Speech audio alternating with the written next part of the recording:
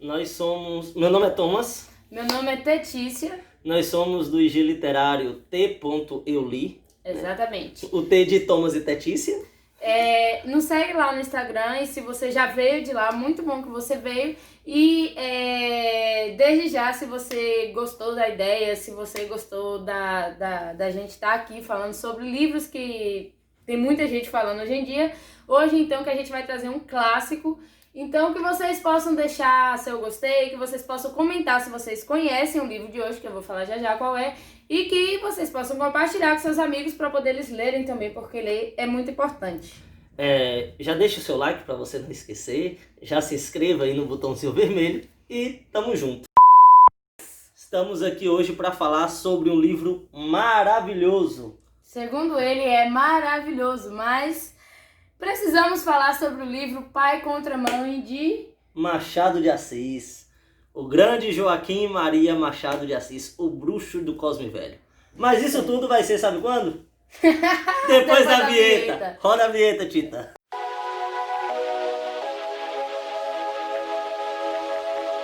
Pai contra Mãe é um conto escrito por Machado de Assis, do século XIX, e vai retratar uma realidade que, na verdade, os contos de Machado de Assis eram bem realistas, né? Preciso falar, Machado de Assis, um grande escritor brasileiro da área do romance, depois ele transita para o realismo, né? Teve o seu, vamos botar assim, o seu apogeu no realismo, e Pai contra Mãe é o meu conto favorito de todos os contos de Machado de Assis. E é bem interessante a história, a Tita vai fazer um resumo para vocês e depois a gente comenta sobre o livro. Interessante dizer que eu nunca li nada de literatura clássica, assim, muito... Já pra escola, né? Mas nada muito assim. Mas, nesse caso, foi a primeira vez, mas nós vamos falar da história, depois a gente fala das nossas opiniões. A história consiste... como é que é o nome? Ele não trata muitos nomes, sim, né? Machado tá. de Assis É Cândido, isso? O nosso personagem é o Cândido, e aí no início do livro, que é um livro muito curto, de apenas 14 páginas, as coisas passam bem rápido, ele vai falando sobre um trabalho que esse homem, ele procura muitos trabalhos, só que aí ele nunca fica muito tempo em um só, ele sempre tá trocando, ele sempre tá nessa. E aí o trabalho em que ele consegue meio que se desenvolver um pouco melhor do que nos outros é de procurar escravos, que na época os escravos fujões eram colocados as placas que estavam procurando e ofereciam dinheiro em troca. E era um trabalho até um pouco comum, as pessoas costumavam fazer Era um isso. trabalho bem comum no século XIX, devido à realidade escravista que o Brasil vivia. E assim, era muito comum nos jornais, era muito comum as placas de desaparecido pelas ruas. E se pagava bem, né? Era bem recompensado aqueles que conseguissem encontrar os escravos. Exatamente. Mas, como tudo na vida, rola uma paixão nessa história, né? O lado romântico de Machado. Nem tanto, mas ele vai se apaixonar por uma mulher e vai ter todo o sonho de se casar com ela e tem tem um desenrolar aí dessa história e ele se casa com ela, né? Não todos a favor, porque nós temos uma tia nessa história, mas eles se casam, conta que é uma festa, é uma coisa bonita, é legal. Mas vem o sonho de ter um filho, né? O sonho era que fosse um menino e ele sempre quis, ela também, então eles foram pra ter esse filho. E aí é que começa, assim, realmente o problema da questão. Porque, pensa, aí é que vem a ironia, ele consegue ter um filho, um menino, mas só que a situação dele financeira tá ruim, ele não tá tendo como, ele foi despejado, aconteceu um monte de coisa, ele não tem onde ficar, entendeu? Ele não tem nem comida. E aí Machado começa a trabalhar um negócio interessante, porque ele vai receber ajuda. Né? Só que a ajuda vem com uma proposta muito ruim. Ou seja, você deve entregar o seu filho para adoção para que eu possa te ajudar. Né? Então, é aquela ajuda que não é bem uma ajuda. É aquela situação complexa. Ou você arruma um teto, né, e abre mão do seu filho, ou você fica com seu filho em uma condição que você não tem as mínimas condições básicas para criar e educar esse filho e alimentar esse filho. Isso. Aí, paralelo a isso, ele recebe essa proposta de que ele... eu resolvo todos os seus problemas, mas você abre mão do seu filho. Paralelo a isso, ele vê um folheto avisando de uma escrava que fugiu. Só que esse não era um folheto como os outros. Esse era um folheto que pagava muito mais. Né? Se eu não me engano, Machado de Assis dá até o valor, né? Seria de 10 mil contos de réis na época. Isso. Vamos colocar em dinheiros atuais, seriam como se fosse assim, olha, se você encontrar esse escravo, você recebe 10 mil reais à vista. Imagina, Noção, hein? ele estava precisando muito do dinheiro. Mas só que ele... Peraí, eu não vou contar agora não, senão vai perder a graça. Ele estava com o filho dele e na última das opções ele resolveu o quê? Eu vou ter que entregá-lo para adoção, porque ele já estava sem ter o que fazer. Ele já tinha tentado de tudo e não tinha conseguido nada. Isso, ele tentou procurar essa escrava, ele perguntou para todo mundo, ele saiu porque... Deixa até bem claro aqui no livro, que eu achei interessante, que nos folhetos tinha como a pessoa se vestia, como ela era, como é que ela andava, para poder ficar mais fácil de encontrar. E deixou bem claro que ele era muito bom nisso. Ele achava as pessoas muito rápido. Só que aí essa em específico estava mais difícil. Então ele procurou e não achou. E a solução seria entregar o filho dele para adoção, porque ele não teria dinheiro nem para sustentar a família, nem nada. Então ele decide levar para adoção e na manhã que ele está levando para adoção, adivinha o que acontece? Ele avista a escrava. Exatamente. E aí começa um outro dilema, né? Porque assim, ele tá com um bebê no colo. E como é que se persegue agora um escravo com um bebê no colo? E agora, o que ele faz? Deixa ali, deixa a escrava aí. O que você faria, Tita? Eu não sei. Mas e aí, Tita, o que ele faz? O que ele faz é o seguinte, essa parte parece até ser engraçada. Porque na busca dele pela escrava antes, ele foi a alguns lugares, inclusive uma farmácia. E por incrível que pareça, ele deixa muito claro, Machado deixa muito claro aqui no livro, até o nome das ruas, isso ele especifica bem, entendeu? E aí ele foi na farmácia que ele tinha ido perguntar pela escrava, ele deixou o bebê e só falou assim, toma aqui, nesse instante eu volto. Não deixou, a pessoa falava assim, não, precisa de algum... Só falou assim, toma aqui, nesse instante eu volto, vou ali. E saiu em busca da escrava. E ao encontrar a escrava, aí a configuração da escrita muda. Porque quando ele captura a escrava, que ele consegue amarrar, a escrava implora para que deixasse ela livre, porque ela fugiu para proteger o seu filho. O filho. É aí e a que escrava vem estava bomba. grávida. E aí a gente começa a entender o sentido do título, né? Pai contra mãe. Né? Um pai tentando salvar o seu filho contra uma mãe que tentava salvar o seu filho. Mas... Exatamente.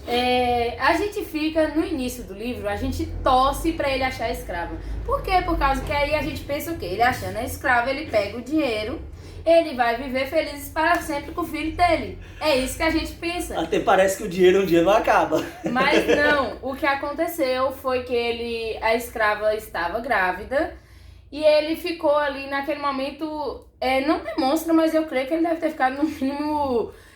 em dúvida, mas demonstra que ele foi muito duro, tá escrito no livro, que ele tipo falou vamos e tal, por causa que seria uma vida ela deixa claro que o senhor dela, no caso o dono dela, o dono da escrava, era muito cruel, era muito severo e iria bater nela e iria acabar matando o bebê que estava na barriga dela. Foi isso que ela dizia, mas ele não amoleceu o coração, ele foi e levou a escrava lá pro seu senhor. E fala que ela tentou fugir, que ela tentou gritar, mas que ele pegou e levou lá pra mão do senhor. E é interessante que quando é entregue, Machado ele vai deixar bem claro que ainda na frente de Cândido, a escrava começa a ser surrada e Machado mostra toda a violência que a escrava vai sofrer e o sangramento que ela tem indicando o aborto. E ele vai dizer que Cândido, de maneira bem fria, pega o dinheiro, vira as costas e vai embora. Termina primeiro de contar a história, depois a gente vai para nossas opiniões. Aí o que acontece? Quando ele chega na farmácia, que é interessante, ele não encontra o bebê na farmácia. E aí, Tita? Na hora que a gente tá lendo, a gente toma um susto.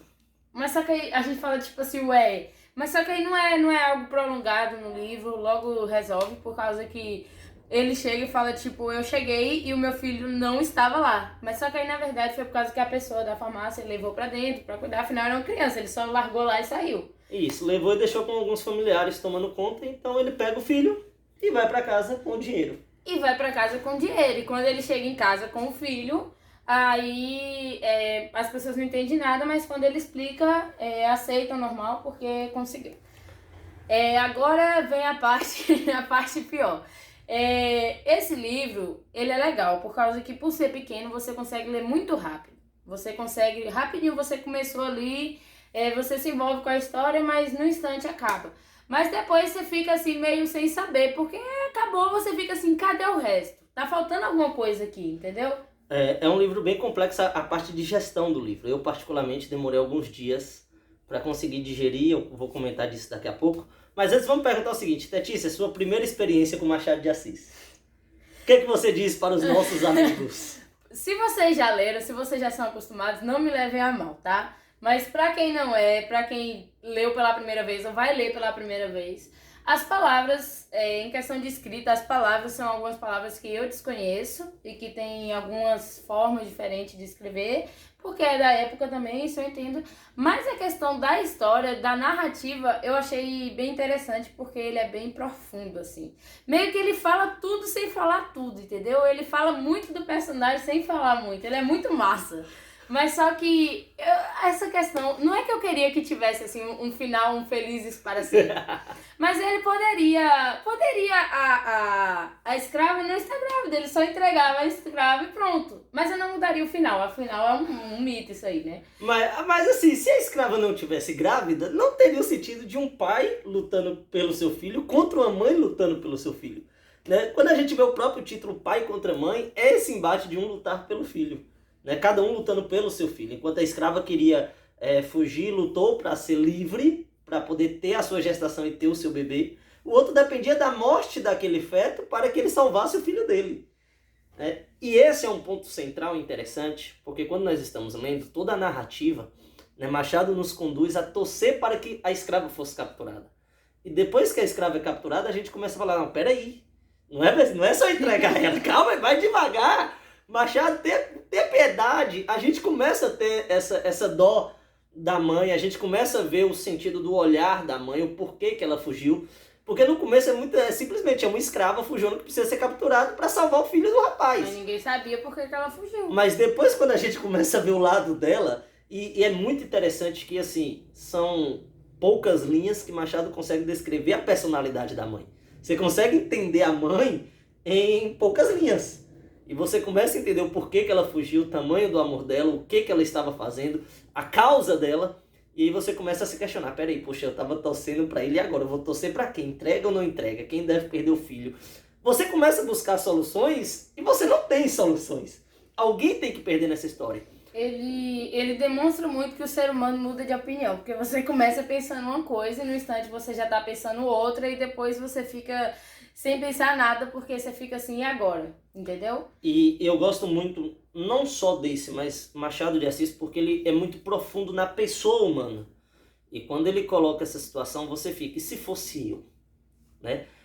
Quando eu terminei de ler o livro, foram cerca de 3 ou 4 dias que isso ficou na minha mente do, e se fosse eu? E se fosse para defender o meu filho, eu mataria o filho de outro? E ainda tem uma questão muito além, nós estamos em uma época cheia de protestos, cheio de luta contra o racismo, e em todo momento é mostrado como a vida do escravo, da pessoa negra no século XIX era desprezada. E quando você encontra aquela mãe lutando pelo filho, você vê que a sociedade não dava valor àquela criança que iria nascer. Em contrapartida, uma outra criança era bem valorizada no ponto de, essa precisa ser salva, a outra não. E nesse contexto que estamos vivendo atualmente, né, todas essas manifestações contra o racismo, todas essas maneiras e tentativas de luta contra o racismo, nos colocam em um pensamento bem interessante quanto a esse livro. Todas as vidas importam? Quais vidas importam? As vidas que estão ainda dentro do útero importam ou não? Nós vemos várias coisas, né, pró-aborto, contra-aborto, pró-racismo, contra-racismo. São várias coisas discutidas, são várias pautas em alta nesse momento. E é um livro que vem questionar todas elas de uma vez só. Será que a vida negra, né, uterina, ela tem valor? Será que a vida negra fora do útero, né, na posição da mãe, tem valor? Será que Cândido era um branco? Por causa que Machado não vai dar detalhes sobre a cor de pele de Cândido. É verdade. Né? Será que era um branco? Né? Será que era um mulato livre? São várias coisas, são várias interrogações que ficam na nossa mente e a gente começa a questionar a nossa moralidade, a gente começa a questionar né, as nossas opiniões, os nossos desejos ante ao livro, por causa que, particularmente, eu desejava que Cândido conseguisse pegar a escrava. E depois eu fiquei naquela, peraí, não, velho. Ela vai perder o filho. Mas aí ficava aquela, não, pode ser que ela não perca o filho. E aí Machado de Assis já vem dar aquele balde de água fria. Não, ela perdeu o filho na frente dele. E você olha, nossa, como o ser humano é tão frio com outro ser humano quando é para defender seus próprios interesses. E toda essa questão da moralidade humana, toda essa questão da profundidade do eu humano, Machado de Assis consegue colocar em 14 páginas. E isso é muito profundo. O estilo de escrita, como eu disse, é bastante interessante. Então, se você já leu, muito bom que você já leu, leia mais. Se você não leu, vai ler, porque é muito bom. E você consegue ler muito rápido, é muito satisfatório, assim, tipo... Eu li um livro. É um livro, você pode dizer para todo mundo que você lê um livro. E é um livro muito interessante. Se você disser o nome, muito provavelmente, se a pessoa conhece, ela vai, assim, achar muito legal. Mas é um livro bem, assim... Tem gente que pode achar até pesado a história, né? Tem. E isso é típico de Machado, isso é típico do realismo brasileiro, né? É a vida como ela é, são coisas que realmente aconteciam e aconteceriam. E quando analisamos todos esses pontos, é que nós vemos o porquê que Machado é tão grande, porquê que seus livros são tão relevantes séculos depois, né, da sua escrita. Né? E é um livro do século XIX que se mostra tão atual em pleno ano de 2020. E aí, alguma coisa? Não. Então, já é para falar pro povo... Então é isso aí. Dá o seu like, né? Se inscreva no canal, compartilhe com seus amigos e vamos aí divulgar leituras, vamos fazer análises, vamos aí buscar crescer o nosso conhecimento e crescer a nossa moralidade como ser humano. Os livros têm essas funções interessantes de nos fazer mais humanos ao podermos vivenciar ou imaginar histórias que no nosso dia a dia seriam complexas pra gente, né? Acredito que hoje em dia pouco entenderíamos sobre esse trabalho de pegar escravos e ao mesmo tempo pouco entenderíamos dos porquês das fugas dos escravos. E ao ler livros fantásticos do século XIX com essa abordagem, a gente consegue vivenciar um pouquinho do que foi, né, o período de escravidão e todas as suas mazelas e desgraças na história do nosso país. Então... É isso aí. Eu li. 1, 2, 3 e... Eu li! E você, vai ler?